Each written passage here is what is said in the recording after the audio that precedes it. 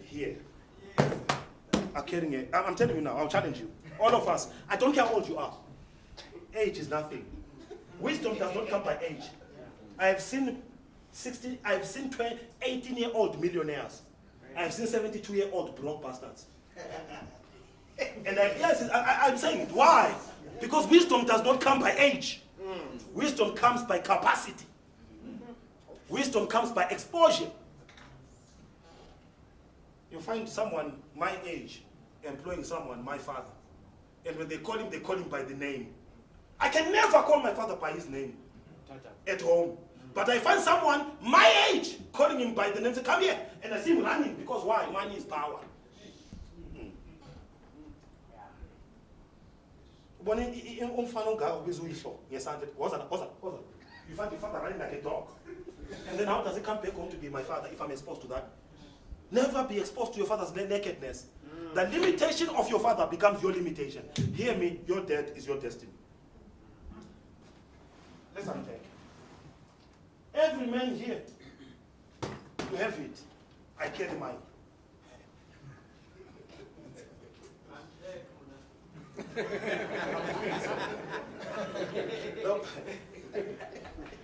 All men here are carrying a bag. You know what many men have?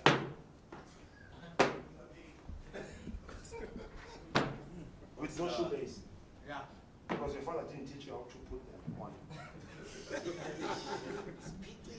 And all you have are shoes. I call them running shoes. You are running away from yourself. Many of us in this bag, we've got shoes, running shoes. You are running away. Where are you? Running, and you know where you're running? You're running away nowhere in a very slow heart. Most men, I can tell you, they sleep with women and have kids and don't father those kids. Why? They're running away. You sleep around your five children from different women. You don't even know where the hell they are. You are running away. And many women are sleeping with shoes, not men. Because when they wake up in the morning, it's not there. That's what we are doing. You never stay in one company for 1 year. You never. You're in this company 5 months, you're in that one, you are hopping, you are a hopper. You are a man on running shoes. You are running. And the man that runs cannot be built running. I can tell you, we need to unpack your bag. Is it possible that somewhere, if you've got a child somewhere, what keeps you to go back just to claim your blood? It's because you're wearing these shoes. And until you deal with these shoes, and until you confront these shoes, you will never be a man. I said this and I'm saying it again. How a man unpacks his suitcase determines the quality of man that he becomes. You know what I've learned? Most black men have been conditioned to carry the suitcase but not unpack. We don't unpack. We drink it but don't unpack. We carry it everywhere we go. Somebody I'm shut when. Tell you what, you come to work, don't open this thing. You go to your relatives, don't touch my bag. And you have a key. And the only one that has the key to your suitcase is yourself. So even if you travel, you left your bag, and they know your bag, but nobody knows what's in your stuff. That's why you're angry. That's why you don't talk. That's why you have temper tantrums. That's why you're on drugs. Because there are issues in your bag that you've not dealt with, that you take things to hallucinate, to sedate, to deal with what I call man pain. You know what you do? You take your stuff because you're saying, no. I can tell you guys, go and find your son, Ekas. Go and find your son, Guamash. Go and find your son and take off those shoes and say, I'm not running again. Because most men run. They run from responsibility. They run from confrontation. They run because something in them is broken. I am talking to men today. Stop running. You mean because you've got a big 9mm bazooka. But you run. This is very serious. Because South Africa, at my list, is the highest nation in Southern Africa that have men on running shoes. In Zimbabwe, when a black family dies, it's the longest time to bury a person is 1 week. 1 week is too long. In Malawi, the longest time, In South Africa, they wait for 3 weeks because they need to publish to make sure that when he's buried this thing, wherever he planted a child, they must come and we must see. So they prolong it so that we don't bury secrets because he's dying with this bag and the key and it's going to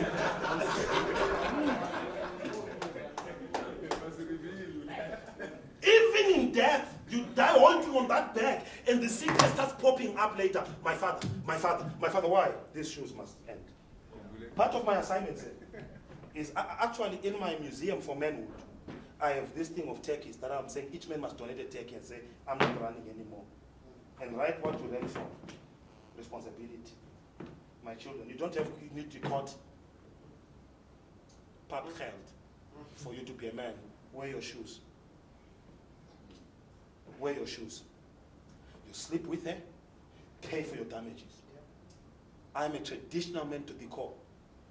You touch a woman's womb and you make it her bleed and you may not marry her, I say man, wear the shoes and be a man. And say, number one, I'm not running. Some of you, your brothers are running. Not running. Okay, let me, I can see. I'm touching some stuff. You know, one of the things about life is that they say glasses define vision. Where there is no vision, my people perish. There are movies that when you watch, they say this is a 3D. If you don't enter into the theater without 3D, you will watch the movie as if it's a normal screen.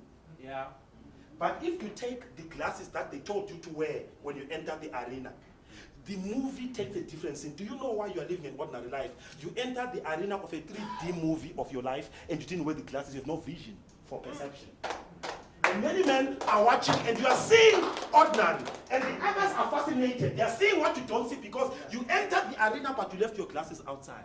You know why many black men cannot see the adventure of life, the adventure of finance, the adventure of going out, the adventure of expansion? Is because you are looking at life from a 3D, three-dimensional screen, but you are not wearing glasses. The white brother is wearing glasses. Says things that he doesn't do, he does things you can't do. They enjoy the movie from a different, and the story they tell after the movie is not like yours. There are things you didn't see behind the scenes. That's the one.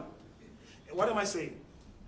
There is no clearly defined vision for what a man is, a father is, a husband is, a businessman is. It is hard to be a man because we are trying to ask men to write an exam that they didn't prepare the syllabus for. So we are trying to say, be a good man. You grew up in a house where there was no man in the house. Some of you learned how to pee when you were 16. Because when you were peeing, you'd sit. Because all you saw were females in the house.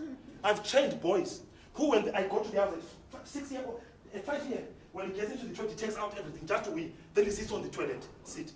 I say, why are you sitting? And then I realized, no, it's the environment that has taught him. He's grown up by females, and all he was seeing are women sitting on the chain. Now I had to say, no, boy, open the zip, pull it out, hold. Because you cannot be what you've not seen. Yeah. And many of us have not been exposed to what we are hungry for. We've not been schooled in what we want to become. And no matter how much you keep writing the exam as life gives it to you, you keep flunking and failing because you don't have a script. You don't have a template. You don't have a manual of a black successful man. You don't. Can I ask, which family do you know of black people are transgenerationally wealthy family? I'm not talking about Dangote himself. I'm talking about family business that is started and there are 10 generations down the line that this is a black business. Who do you know? Who's black? Anyone give me an example? If we start talking about white people, open hair, hammer, Oba, yes sir. Ah, sir, where is he now? Where is he now? Who is his successor? Who is taking the business after him? Let me tell you who runs Motsepe's Foundation. A person who's the CEO of Motsepe's Foundation is not even related to him.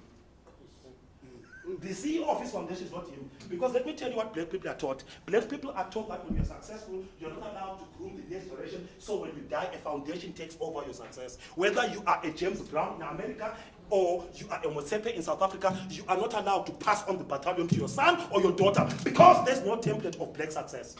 Yeah. Foundations take care of our success when we're done. Mandela died. Today, the foundation is run by people who are not even his family members.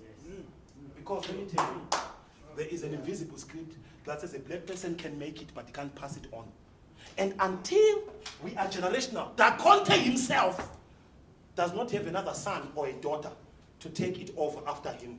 Success without a successor is failure. I am talking about long-range vision, not short-range fascination. Illusions of success have incapacitated us from seeing into the future, into generations. That's why when a black person wants to make it, they sit on the board even when it's time to resign, because they know when they are done, foundation takes off. Yeah. If you don't do it for your son and your daughter, if you don't understand family foundations, and if you don't understand what LeBron Bounds is trying, James LeBron is trying, foundation for his family, but he will crash.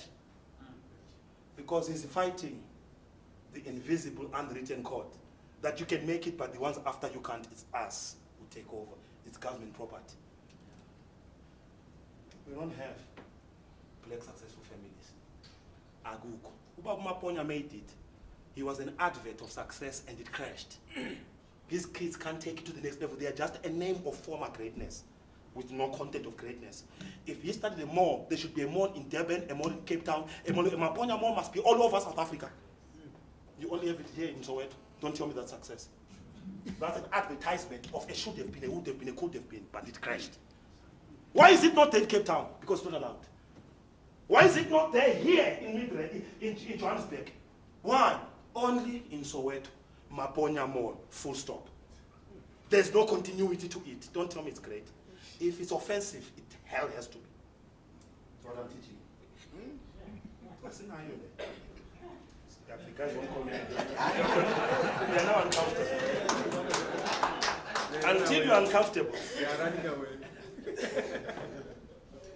it's missing. Some of you now don't have this. Your father didn't buy you glasses. That's my point. To say, I'm running away and I have no vision because somebody that was supposed to buy me glasses was not there. So I watch movies as ordinary when others watch movies as extraordinary. Wow. Somebody say unfair? I'm not done.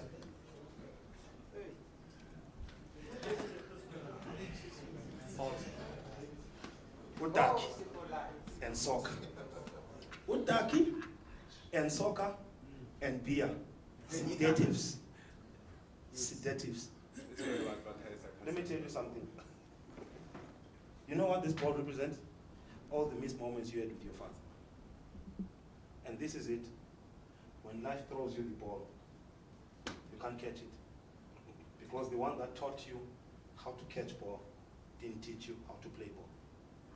You didn't hear me. You've got soccer balls of missed games and missed appointments. Some of you don't wear ties. Because with the day your father was supposed to teach you how to wear your tie, he didn't come. And your auntie tried to teach you a tie, but that's a man's job. So the white man says, wear that tie coming to work, and every time you wear it, it speaks to your father was never there for you.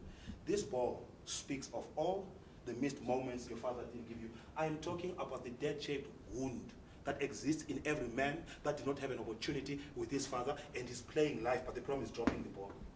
He misses the ball. Why? A ball called marriage comes your way. You miss it. You divorce 4 times because you can't play ball. Okay. So what do? You forget that you've got the skill to play ball. And you go and watch ball. And drink. And forget and pay. Because the truth of the matter, when life throws the ball at you, you drop it. How many of you now are dropping your ball? You're dropping it, and not only are you dropping it, look how dirty it is. It's been washed in the rain, it's been played in the mud, it's been unpolished because it was left in the field of life, waiting for the right coach, which is called dad. Some of your fathers are like Mourinho. Your team has been losing for life like mine.